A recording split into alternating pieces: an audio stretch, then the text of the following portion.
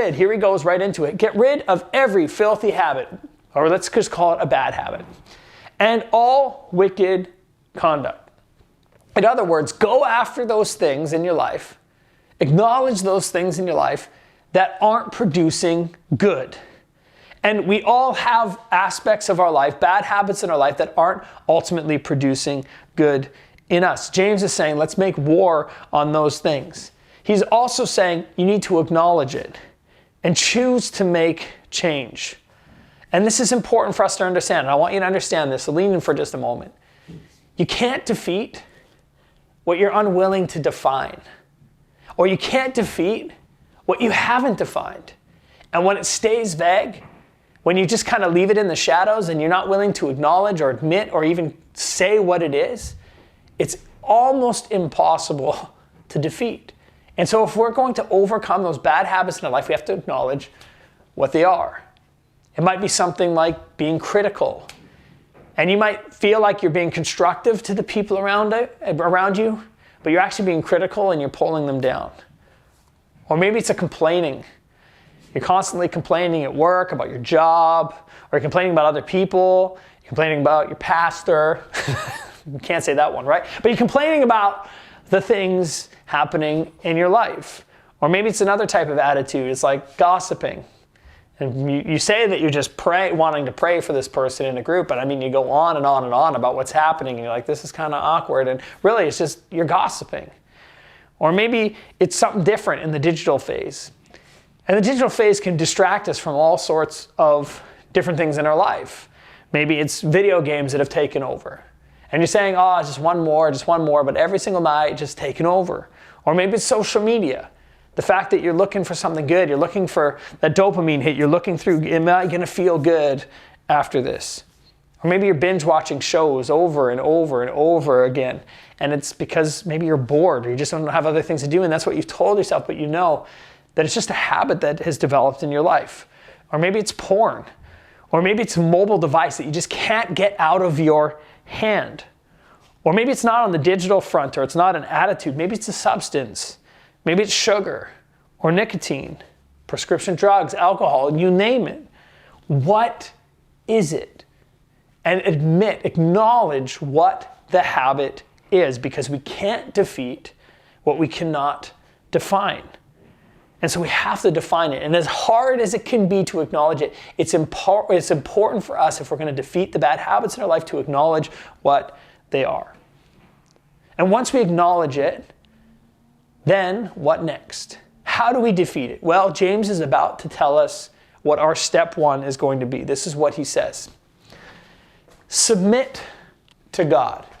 In other words, those things that you've acknowledged now, you say, God, this is the thing that I'm facing. I'm critical. Or maybe this is on the digital front. This is what I'm facing. Or this is a substance that I'm facing. God, I submit it to you. In other words, I bring it to you. And he says, accept the word. This is the good news of Jesus.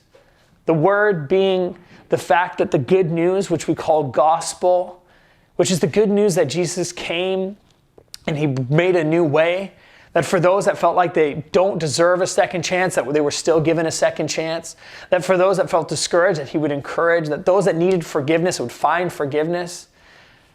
This is the good news. And he says, submit to God and accept that word. And once accepted, the word that is planted in your heart, this is able to save you, which is able to save you. In other words, this word, this idea that Jesus has come and has given his life for us, that when we accept it in our life, it is able to save you. In other words, it's able to rescue you from what you're facing. And when we're talking about bad habits, James is saying this. If you want to break that cycle, it starts with the admittance that we need help. And when we submit it to God, that's our first part of our story. That it's the first step we take in order to break the bad habits in our life. But it doesn't just stop there. And I want to go just a little bit more practical with this as well. Is that the first step to breaking bad habits in our lives is to submit it to God. This is too big for me to carry. God, would you help me? And regardless of what your church upbringing is, regardless of your church attendance or how often you've been at church online, regardless of what your background looks like, anyone can ask God for help. And we are told that God is a good God who doesn't reject anybody, but gives good gifts to all his children, to every single person. You ask, you call out, God will answer.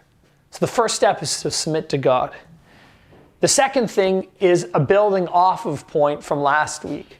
We said if we want to develop good habits in our life, then what we need to do is we need to make it easy and we need to make it obvious. If we're going to break bad habits in our life, one, we submit to God, but then we need to break the habit loop. And a habit loop is this. We have a trigger, and then we have an action based on that trigger, and then a reward. A trigger, action, reward. And what we're going to try and do when we break a bad habit is to remove the trigger so that we interrupt the action. There's 5 major triggers that we can watch out for, and they're these. The first is this, bored. When we're bored, this is a massive trigger, is that we look for things to fill that boredom. So if we're not careful, this can be a trigger to some of those habits in our life. The second thing is lonely. So we're not just bored, but we're lonely. And we feel isolated, or maybe our spouse is away, or our partner is away, or we're living alone. And so loneliness can also be a trigger for us. The third is this, to be agitated. A is for agitation. Agitated. I mean, you came home and your boss was frustrating, or there's a coworker or something didn't go your way, or maybe traffic just wasn't very good and you got agitated, right? And the S is, and the fourth one is stressed. I mean, there's so much going on, you don't know how you're going to maybe pay the bills, or there's something else that's happening with your family or with your kids, and so we get stressed. And then the last trigger is this, is T is for tired. We're just tired. And what's fascinating to me, especially during this time, it's important, I think, to say this, is COVID has really increased these triggers in our life. That it caused separation for others with lockdowns, right? We became bored, we were home more, we were lonely, we didn't know, we were agitated, there was a lot of uncertainty in the world, we're stressed because what's going to happen next, and is there a lockdown, is there not, am I going to get sick, am I not? And then we're tired, it's like, man, I'm just tired with all of this. And if we're not careful, bad habits can creep in because these triggers are just heightened. And it wasn't just COVID times, it was pre-COVID as well, but these are the types of triggers in our life that when we're aware of them, we can manage them. But it's not just about thinking about blast, these 5, and knowing that we can take it even deeper and ask ourselves this question: when is it happening and where is it happening? Like, where are we bored, lonely, agitated, stressed, and tired the most? And where do we typically trip up in our habits? Is it at the end of the day, after maybe you have young kids and you put your kids down, or you have that conversation and you check your emails, or you're working late? Is it happening early in the morning when you wake up and you're alone and you're on your way to work? When is the bad habit taking place, and where is it taking place? In addition to all these other triggers, which we can lessen in our life, and we can think about how these can trigger different responses in us, how are we going to manage the place that they happen and when they happen during our day? And when we recognize that we're bored, or we recognize that we're feeling lonely, or we're agitated, or we're stressed, or we're tired, we must be aware that we are susceptible at these times to be tempted into that bad habit again. And furthermore, we can get really precise and ask ourselves the question, when and where is this happening? And when we discover those things, it's much easier for us to make it harder for us to put ourselves in those type of situations. For instance, if we keep hitting the snooze button every single morning, like 4 times, then we can move the alarm clock to the other side of the room. Where is it happening and when is it happening? Maybe you're overspending online. And this is a time when maybe you're alone and you're feeling down, so you just want to get that quick hit of buying something. You can get somebody online you can create a password and just create one step where it's difficult for you to enter the password. Maybe it's a spouse, or maybe it's a friend that helps you around your spending. Or maybe it's just inappropriate things that you're watching on your phone. It's to remove the phone from the room.